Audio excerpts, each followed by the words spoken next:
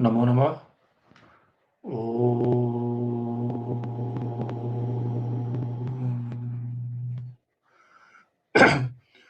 ॐ भूर्भुवः स्वः तत्सवितुर्वरेण्यं भर्गो देवस्य धीमहि धियो यो नः प्रचोदयात्. Namaste to everyone. Let us continue with where we left last time. Let me share my screen. Just give me a moment.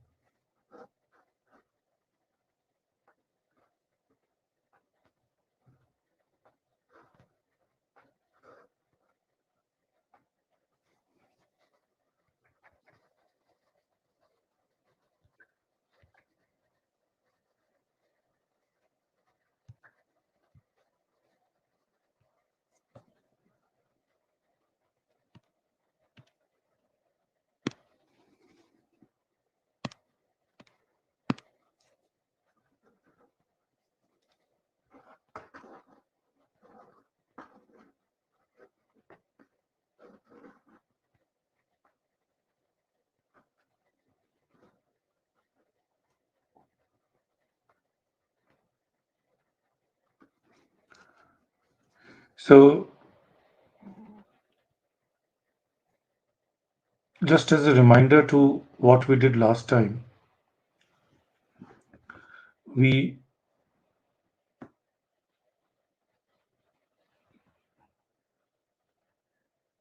gave a brief introduction about what Sanskrit is, how it can improve you, and how Sanskrit is derived from Vedas and not otherwise. And now we will extend that a bit and also very quickly get into what will be required to master Sanskrit to a level where you can be a pro or surpass at least those who study Sanskrit through conventional methods today. So, so as I said, just for a brief recap,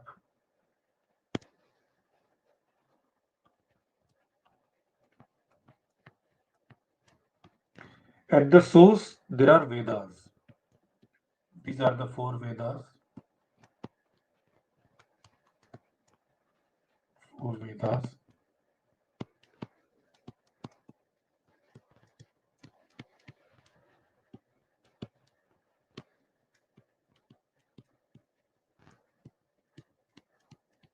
Yajurveda,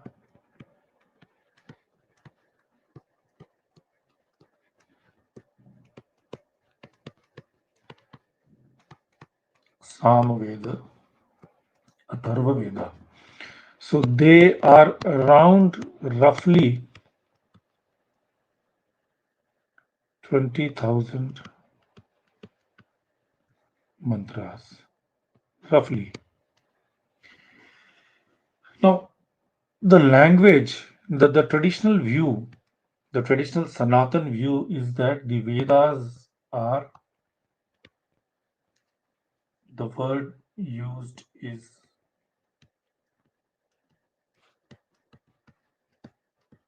Sanatan, eternal.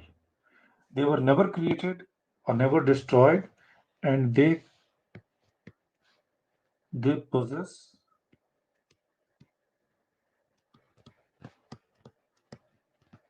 source code of all wisdom. Spiritual, physical, social, they contain everything, and this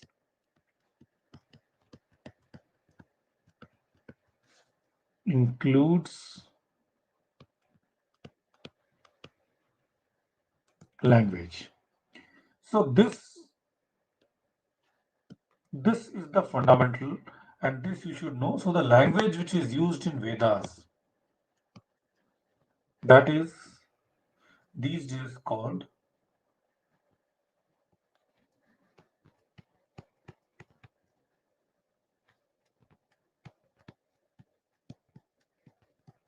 Vedic Sanskrit. Now, the actual spelling is Vedic, or it should be actually written as Vedic. But just because VEDIC is more popular, I'm using that. So this is the language, and the derivative of this is what is called modern Sanskrit, which is what we we are taught everywhere. Now, this modern Sanskrit is complex. Why? Because Vedic Sanskrit is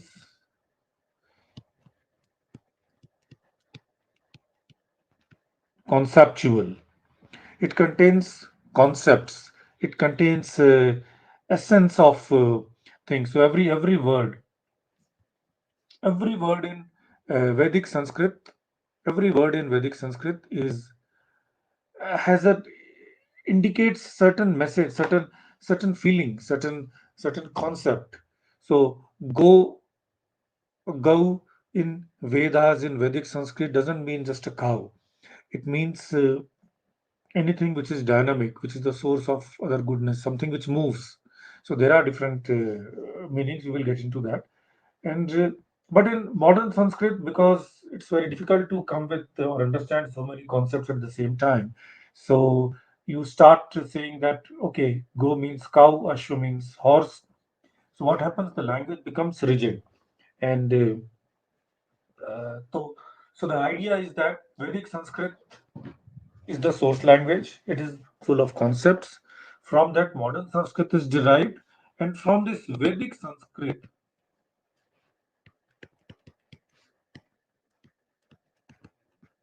all major languages derive.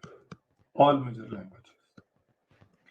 So this all major languages derive from Vedic Sanskrit. So and it's a matter of sadness that this concept, this principle is not used in language learning, and that is why learning different languages becomes so complex, so difficult. While if you know Vedic Sanskrit, so other languages they just look like dialects or different simplifications of the main Vedic language. Now, once you know this concept, you should also know that the modern Sanskrit has certain rigid rules.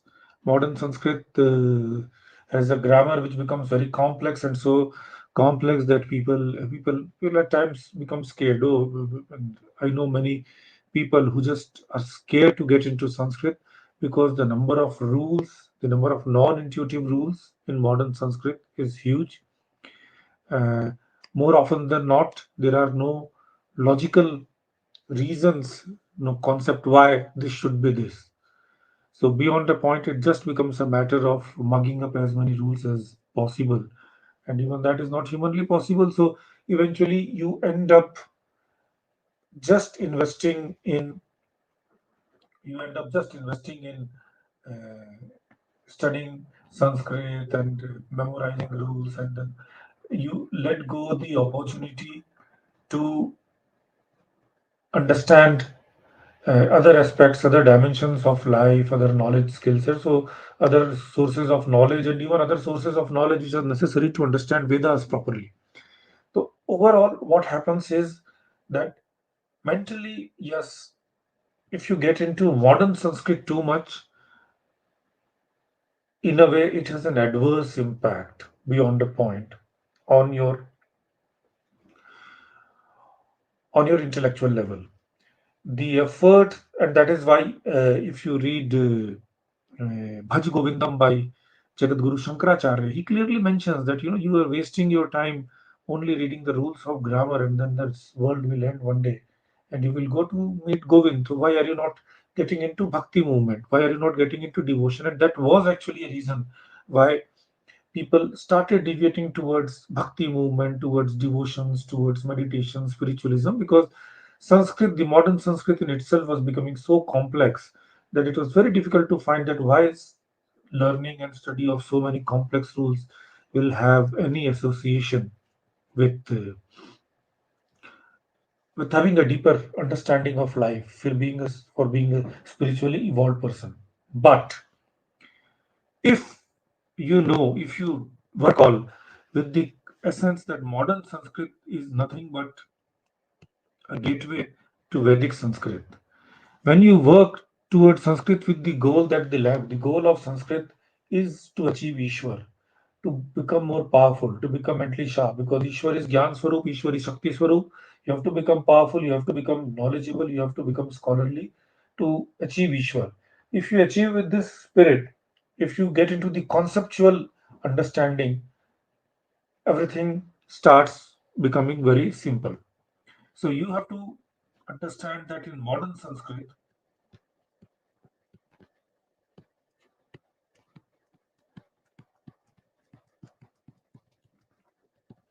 there are a lot of rules, and one of the set of rules is Ashtadhyayi, small book, but it contains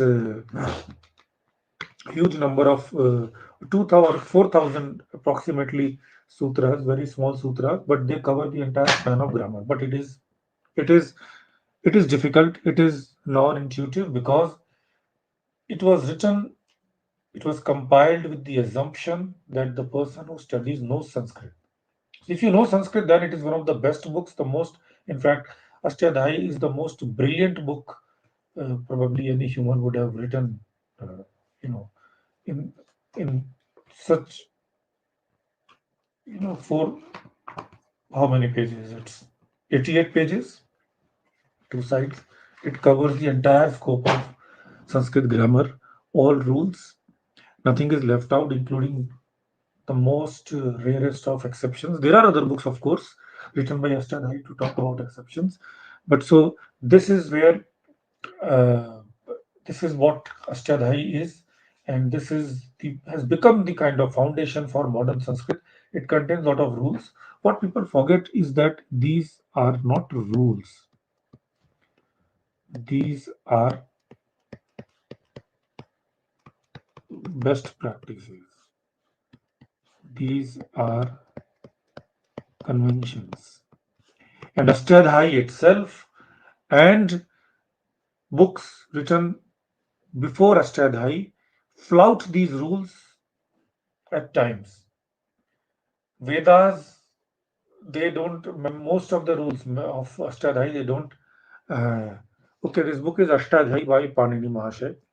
Vedas, they don't even follow many of the rules, and that is why Ashtadhyayi itself says that for Vedas, these many of these rules don't apply. They say that for Vedas, any rule can distort. So the concept is that when Ashtadhyayi was written, Sanskrit was already a common language. So the goal of Ashtadhyayi was to combine the rules of the variations of different Sanskrit, different forms of Sanskrit. You have to understand Sanskrit is not one single language in a sense that Sanskrit gives you options to express the same thing in so many different ways that depending on what way of expression you use, uh, three different books of Sanskrit may look like completely three books. For example, in certain books, there is a very complex form of verb forms called Tingant. Uh, and many, because Tingant rules in modern Sanskrit became very complex, people started not using Tingant and using other word forms which are much simpler called Kridant to express the same thing. So you will find books where chapters after chapters are written without any use of Tingant. So for example, when you say Gachanti, Gachanti is a Tingant rule. Aham Gachanti. Aham Gachami, sorry. Not Aham Gachanti. Aham Gachami. So I go. But sometimes people are confused that okay, for gum it is Gachami, what for dad, etc. So at times they simply say Aham Gata. I went. I am going. So in a way, Gata is not Tingantru. So people use simplified ways, and you will see, for example, if you read some of the modern books of Sanskrit, Sanskrit Bharati publishes even novels in Sanskrit, and you must buy a lot of books from Sanskrit Bharati. It's doing a phenomenal work in spreading Sanskrit today. So they use certain set of subset of rules, and they write a kind of a language which is much more simpler. If you read Valmiki Ramayana, the language is completely different. So you have to understand that modern Sanskrit has conventions. Vedic Sanskrit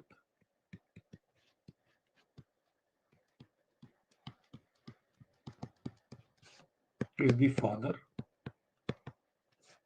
It's very conceptual. It gives you much more liberty. So from Vedic Sanskrit, number one, modern Sanskrit emerged much later, and then also what we call Prakrit or proto language or whatever these people say, those emerged, which is basically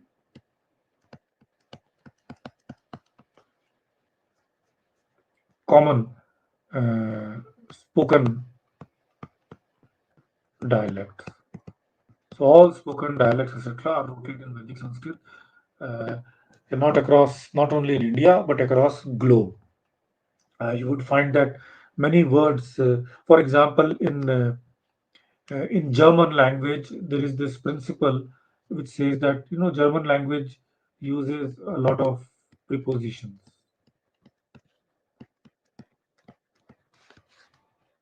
So preposition is like a set of alphabets which is put uh, before a word to change the meaning of the word. So in German language, the preposition and word can also separate, and you can have different words between them. So in a sentence, there is a preposition, there are other words, and then there is that final word. Same happens in Sanskrit. There is a preposition, most of, for example, vinash. So the word is nash, and then you add vinash. Now in modern Sanskrit, vinash will come as a single word, but in Vedic Sanskrit, V, then a lot of different words, and then nash can also come, and then they combine. So preposition and word, they can separate in Vedic Sanskrit. So it makes things much more simple, much more elegant, much more poetic. It makes things much more intellectual. And yes, the study of Vedic Sanskrit, it has the advantage that number one, makes entry to modern Sanskrit easy because you already know the language at a conceptual level,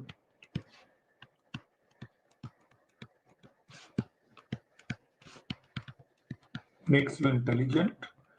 You're always dealing with concepts,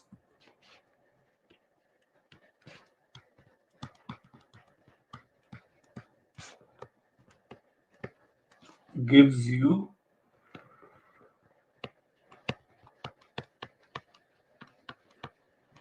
ability to understand dharma from first principles yourself. Instead of depending on what I say, you get this ability, and hence it is a master class to become genius. So this was a brief essence. Our focus will be Vedic Sanskrit. As I said, the goal will be that in 6 months you surpass the level of Sanskrit which is taught in conventionally in universities. You focus on the essentials. You let go of the non-essentials.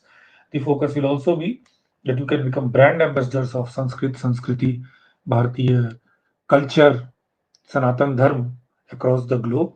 And if you are preparing for any competitive examinations or you want to learn a new language, all those will become much more simpler because of the kind of concepts you will learn. Now, let's start the journey. Let's dive into something more relevant. Introduction, I think 1.5 lectures on introduction is quite some time.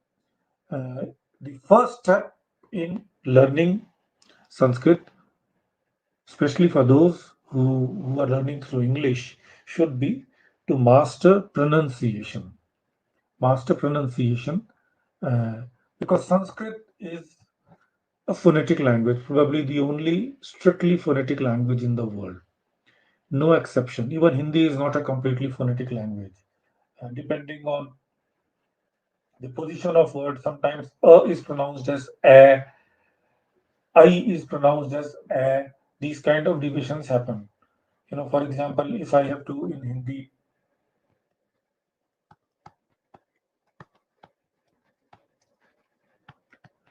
say this word, it is said bhaiya, bhai. Nobody say bhaiya. But if I have to use this word, or let me write it properly, this is not hai, this is hai.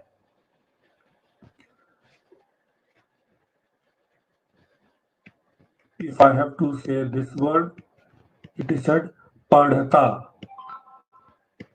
But if I have to say this, most people will not say kahata, they will say kehta. So actually, you pronounce something like kehta. So there are these conventions. In fact, if I say kahata and hai, they may think that okay, I'm probably coming. I'm a more rustic fellow. I don't know the right way of pronunciation. So these kind of differences happen even in Hindi. Sanskrit, however, is a strictly phonetic language. English is not at all a phonetic language. English is actually two languages. There is a written language, there is a spoken language, and there is hardly any correlation. There is very little correlation. Different words, you always have to understand how you spell a word. You have to always also memorize how you pronounce that word. And the pronunciation then varies across different parts of the world. America will have a different pronunciation. Uh, British will have a different pronunciation. Uh, this will be can't in Britain. This will be can't in America. So pronunciations. This may be plan in America and plan in Britain. So it all varies. So there are different than Australia will have a different pronunciation. Canadians, if you look at uh, you know the accent programs, if you are putting your chosen preferred accent, preferred language for any voice commands, it will ask whether you want British English or American English or Australian English or Indian English, etc. This is not a phonetic language, and that is why it's actually a complex language. Sanskrit, however, is a very strictly phonetic language, and that is why it's very important that we very accurately know what the alphabets are in Sanskrit and how to accurately pronounce them. Now, this is called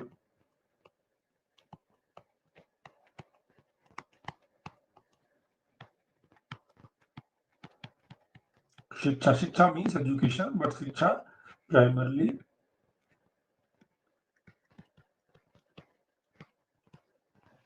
Shiksha Shastra is the science of pronunciation. We'll start from very basics, but ideally we would want that by end of the next few lectures, I'm not sure how long it will take, and if you are if you find any difficulty in understanding, my request would be to just message here. At least those who are on YouTube, they can message, and I can see whether I'm being very clear or not, because this is a one-time effort. This is a one-time effort, and once you are done with this part, uh, that's done. You don't have to do much. I'll also assume that those who are taking these lessons, at least many of them, they are not completely conversant with Devanagari script. So we will also try to gradually learn Devanagari script in the process. What we will also do once you know the pronunciation and we start grammar is to also teach you how to write. We will use our own convention to write Sanskrit also in Roman script, English script, so that you can type and converse among each other. At least we can form a group and converse among each other. Whatever we then learn subsequently, we can type on Twitter, we can tag each other. We can have WhatsApp chat. It may take some time, but that way you will practice. Otherwise, without practice, anything that is taught, unless you practice, nothing will stick. So Let me make the screen full first. So,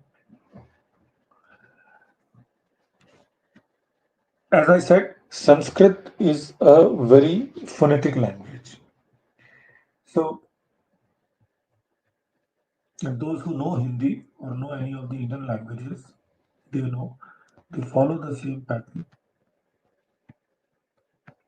I learned Devanagari quite some time ago, so modern script may differ a bit, but largely you will understand. So in modern, for example, they do something like this. I think. Okay, I'll stick to my old script. K, kh, g, gh. So this is how the alphabets begin, and this is important because you have to understand the essence. I'm just trying to right now. I'll not introduce jargons. I'll not introduce other complex things, um, and I'll straight away get to consonants, and we will cover vowels. So these are consonants. So we are first talking of consonants. Normally we talk of vowels first, but there is a reason why I am doing consonants first. So it's a matter of convention. Of course, people can argue, but doesn't matter. Eventually, it's all one of knowledge. Now, k, kh, g, gh. Now, in English, there is nothing like that. In English, when you write, the alphabets are A, B, C, D. Why B comes after A? Why C comes after B? Why D? Then why suddenly an E? And then you are taught that, okay, A, E, I, U are vowels. A, B, C, D, E, F, G, H. And then to remember all this, you learn some stupid poem, etc. A, B, C, D, E, F, G, H, I, J, K, L, M, N, O, P. L-M-N-O, P-Q, R-S-T, U-V, W, X, Y, Z. Sometimes this is Z. So first of all, why this is A, B? Why the hell is this called W? So the names are arbitrary. The order is arbitrary.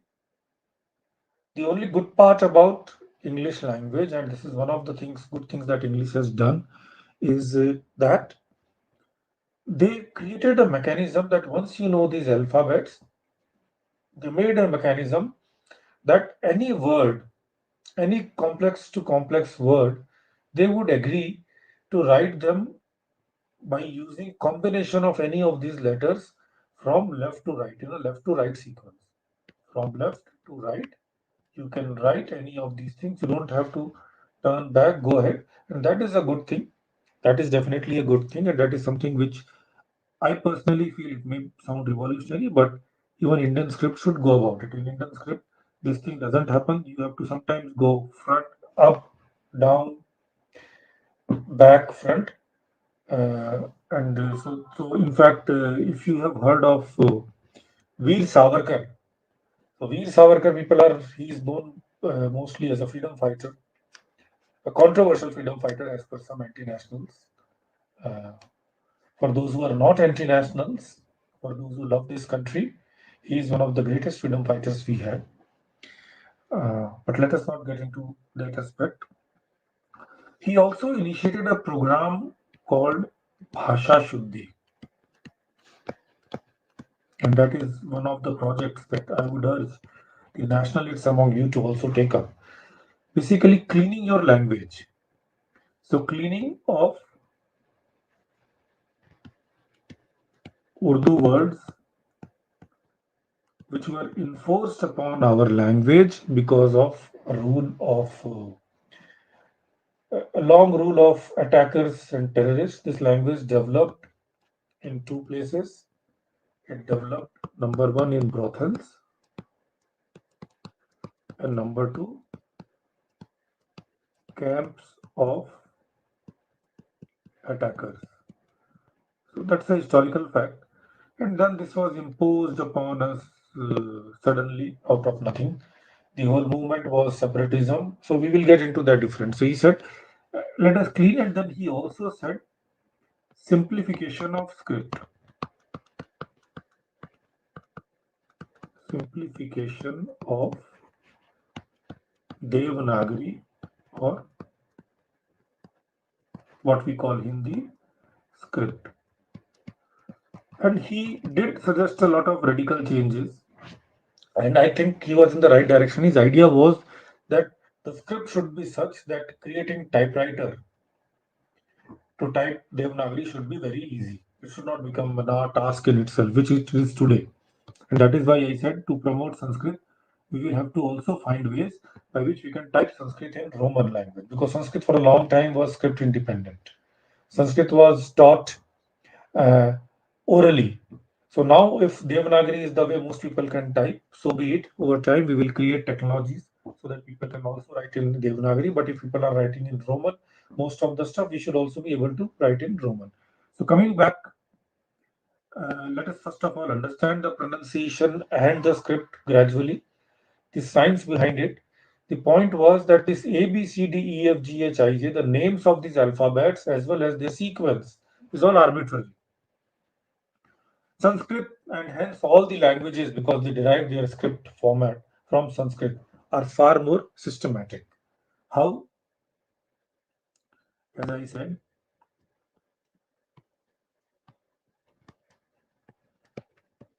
let us take these four. This, in English, if I have to write, it's a sound of k. K. Your the back part of your tongue touches the top palate. You create a stop of airflow, and then you suddenly release it. K, k, k, k, k. And then if you add a bit of aspiration in that, and you say ka and ha together, kha, kha. So there is aspiration. So now this is the principle. You start from one particular part, ka, kha, and then from the same part, you again say, but this time, apart from blocking and opening, you also use your vocal cords to create sound. Oh. So, so So you say g, g. So you create some vibration out here. G, g, g. So it involves vocal cord. And now you say, you will say k, same part. The contact between the tongue and the palate remains at the same point. First, you said no vocal cord, no aspiration, k. Then you said vocal cord, no vocal cord, but aspiration kh. Then you said no aspiration, but vocal cord g. So those whose vocal cord is damaged, they can say k, but they cannot say g. And then you say vocal cord plus aspiration g, g. So this becomes g. Okay. So same part. So the alphabets are defined as k, k, g, g. Same part. So it's like from the same part, you just keep shifting from aspiration, non-aspiration to aspiration, vocal plus non-aspiration to vocal plus non-aspiration. This becomes the first set of alphabets. We'll get into the name, etc. Right now, the whole idea is concept, as you know, being lucky, fortunate to be from IIT and IIM. The whole idea is to get conceptual, not to load your mind with too much of memory, which is not necessary. And then there is this fifth letter. I don't know how to write it. Maybe I'll write it. We'll introduce a script, but for right now, I may, because in English there is only one N, but there are different kinds of this. This time you create a nasal sound, but make sure that the contact point between the palate and the tongue still remains the same. Bringing out from nose. So ka kha ga gha gha, ka kha ga gha gha, gha, ka kha ga gha gha, ka kha ga gha gha. So this becomes the first five letters. Okay. Now same pattern is repeated. This time you say, instead of the back part of my tongue touching the back part of my palate, let me move front. And this time you say child. Ch.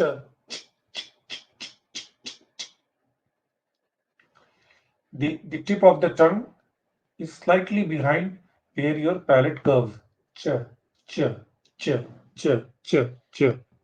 We'll get into technical details next time with Panini Shiksha Sutra. Right now, I just want to give a concept because so that this essential concept is there in the mind, and then we can get into details, and you will say, "Wow, so scientific." Nothing else is so scientific. No other script is such a science behind it. Then you say, "Okay, same ch, but let me add some aspiration." Ch, ch. Aspiration means blowing air out, and ch. Same ch, ch. Now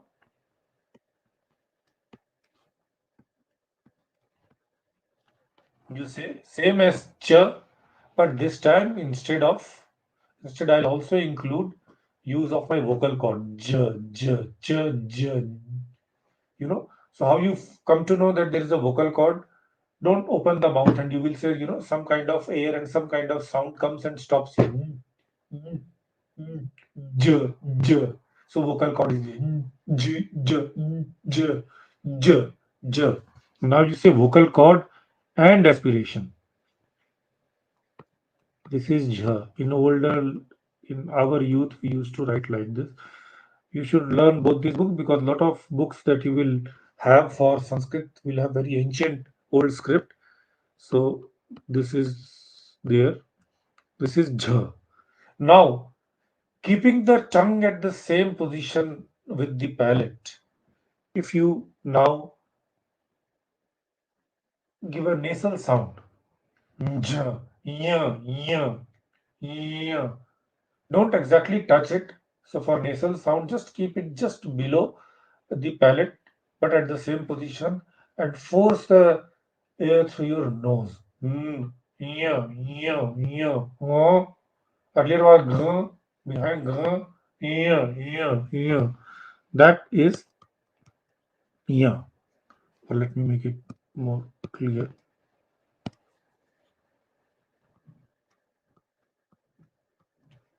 Okay. So how do I write it?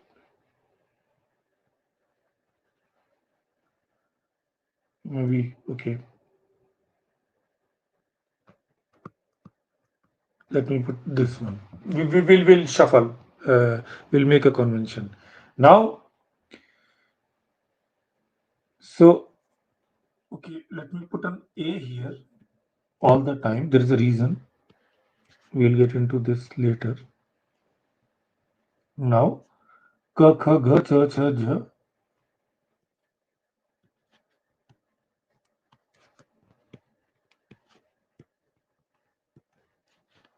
This time, a hard t, which is used in English. Ta, tu, not t. Ta, hard, no aspiration. Ta, ta, butter. In and that is why the English doesn't have so much of variations, and that is why English tongue is not very agile, and that is why they have difficulty in pronouncing everything. English people find it very difficult to pronounce t. They almost pronounce t. Tum lokaka tahe. Tum ham tum kamariga tu, because they don't have that accuracy in pronunciation t. T. T. No aspiration. Where you said ch, take the tongue slightly more behind, right up, right at the top, and t, t. Force the air, suddenly open it. Ta. When you mimic the sound of some cricket shot. Ta. Ta. Not, you don't have to do this ta, but something you understand, from the same part of the tongue. Ta. Now you also add aspiration. Tha. Tha.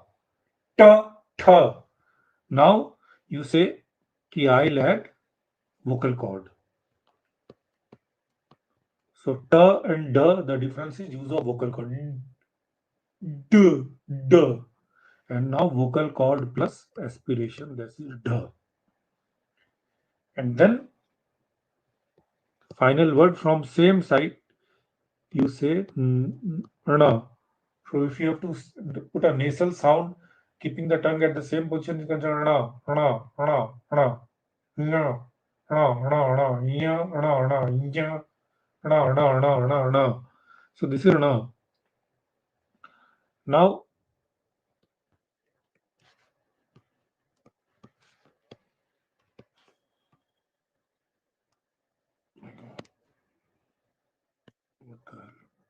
what did it type? Sorry, no clue.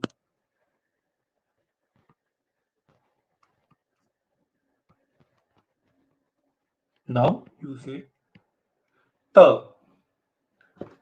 Bring your teeth bring your tongue near to the teeth. Ta. Between the, sometimes you can put it just between the teeth. A good part is just below before the teeth. Ta, ta, ta. Sometimes, th, and then you put some air into this. Th, th, th. Uh, for this th, many people in Arabic world, they say that if you have to say th, let the teeth come out as a snake and say th. In British, in English also sometimes they say th. In Sanskrit, you are normally recommended to not show your tongue th, th, and keep things inside, because if you show your tongue out, there is a chance of you throwing spit drops on the other person. So th, just keep it inside. The Arya way of speaking says that when you speak, others should not be troubled. So when you speak, you just make sure that none of your spit goes out. Th, th. Then add vocal cord the, and then vocal cord and aspiration the, and then simple no, n from the same part. So k kha g gh g, k kha g g g from the same part. Then coming to the front, but not very front, ch ch j j y, ch ch j j y, and then t th d d n, then t th d th n. So tongues remains at the same place, and then finally, what left is when you put the lips together.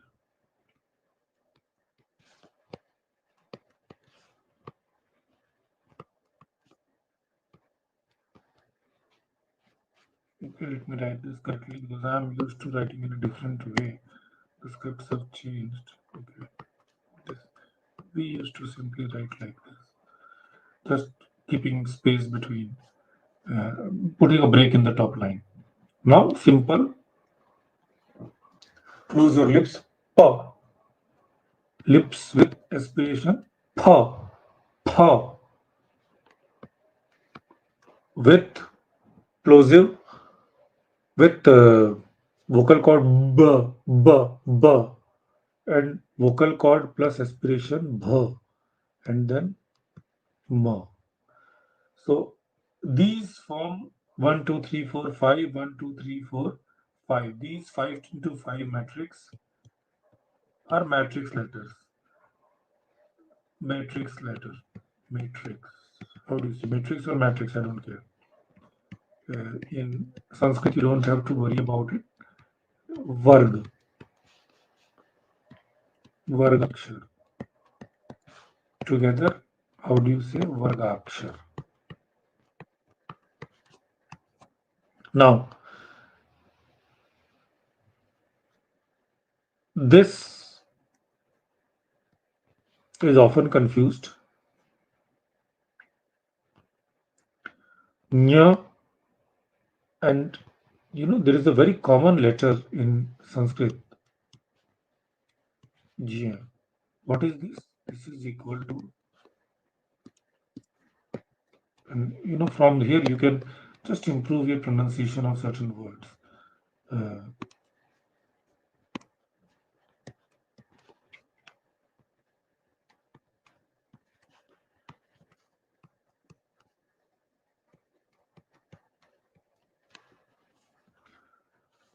so we'll come to this what this line means. We'll just come to it. So jya. So many people you will see in India they pronounce it like gya or gna. Some even pronounce dna. These are wrong. It has to be pronounced like j. Let's come. The convention we made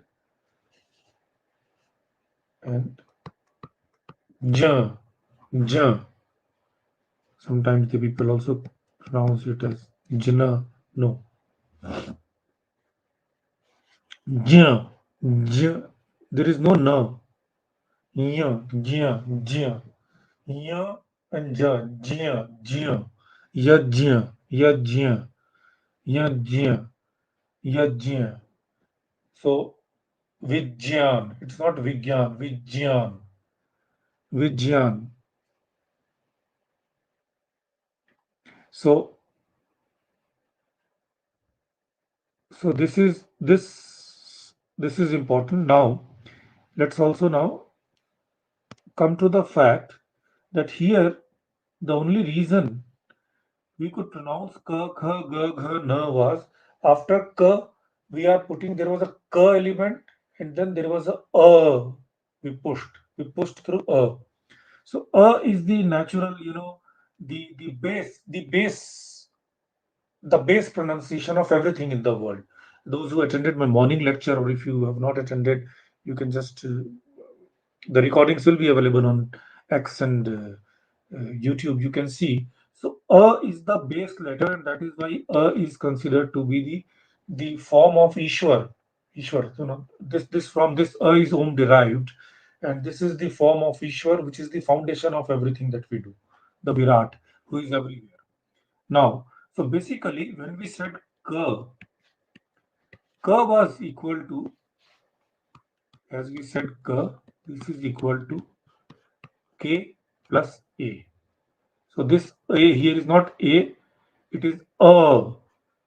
So this is equal to k plus what is called a. This is the base vowel. In Sanskrit, swar or mool swar. Mool swar. So now if we come here actually the alphabets we said these were not consonants, these were consonants plus a, which is a vowel. If I have to write pure consonants, now without as same as in English because it comes from Sanskrit, without vowels you cannot pronounce your consonants. So here we don't give separate name to a ka as kaku and ga as gaggu or g and w and bablu or w bablu. We don't have any of those things. We simply, whatever is the pronunciation, we talk about this. If I have to really strictly write, these 25 letters would be k, which is just k. So you cannot pronounce it, it's a concept. To pronounce it, either you have to stop at that letter rak, tak, or you cannot, or there has to be another consonant, but either you have to stop it or you have to have another consonant kra, otherwise you cannot pronounce it. You cannot pronounce this ka in isolation itself because it will stop. You will need a vowel to complete this pronunciation if you have to pronounce it in isolation. So technically, this is ka, kha, kha,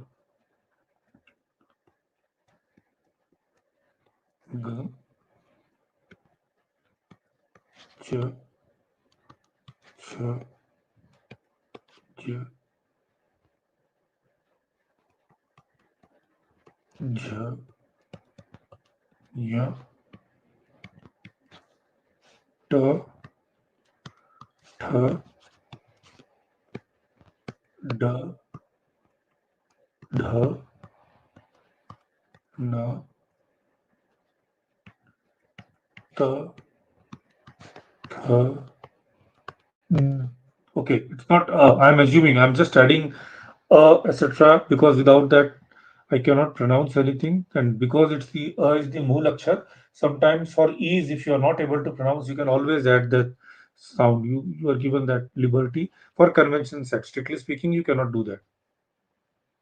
The, the, the, po, ho, bo, bo, mo. We will come with more alphabets later. But before that, after we have done this, in next class, we will study vowels. So one of the vowels we studied was a,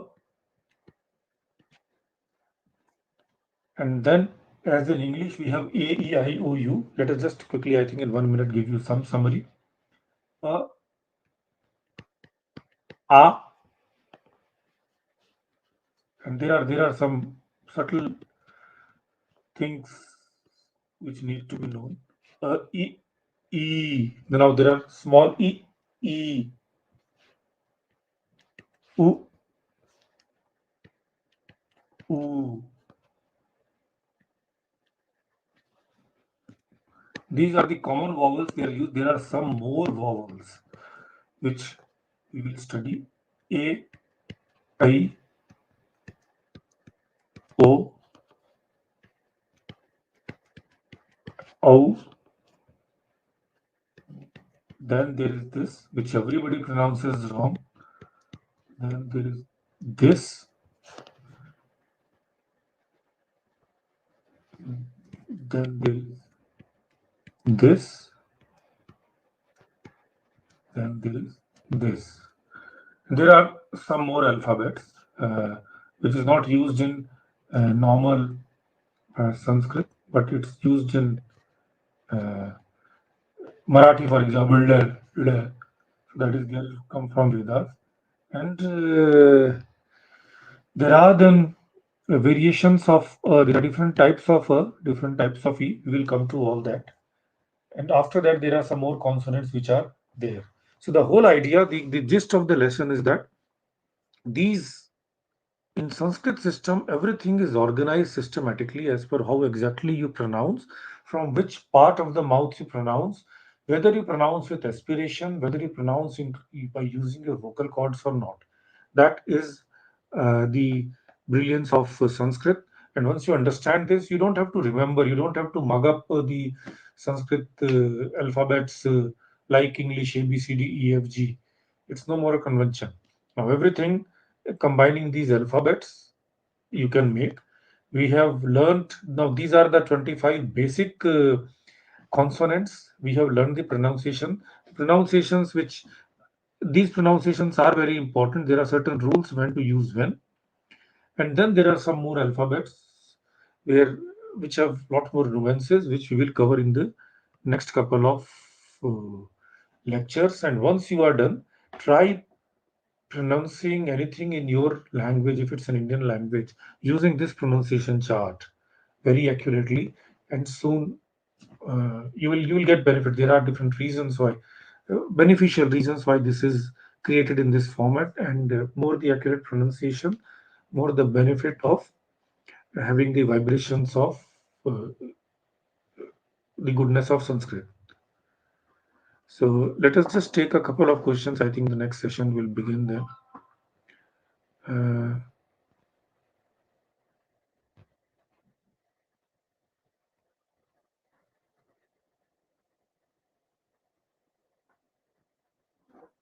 Some African languages have consonants with, yes, there is even a language with clicks, which is okay. But then uh, the point is that if you have to make really complex communications, Not every language is suitable for that.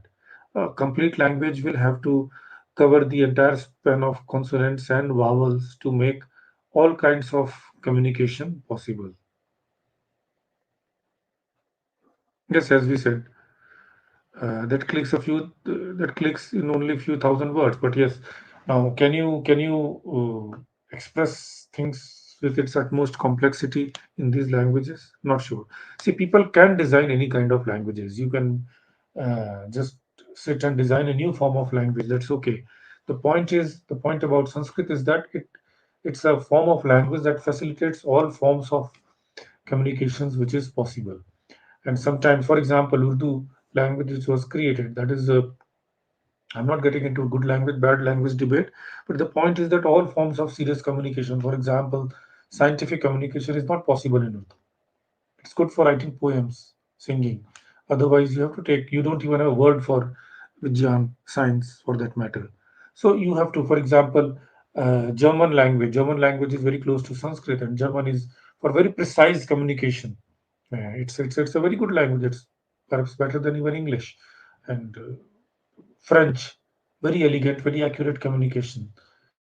It's a very good language. Certain languages have those features, and others don't have, so they have to adopt those features from other places to make it complete.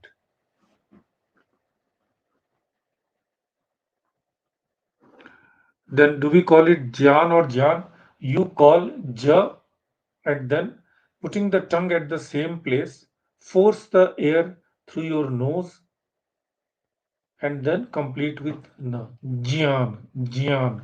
Ja, mm, Ja, then force the air into your nose after you have said Ja. Mm, Jian, Jian, Jian. The air must come out from your nose. Jian, with Jian, Jian, ya Jian. That is how you pronounce Jian. So, धन्यवाद for this session. Namo Namah.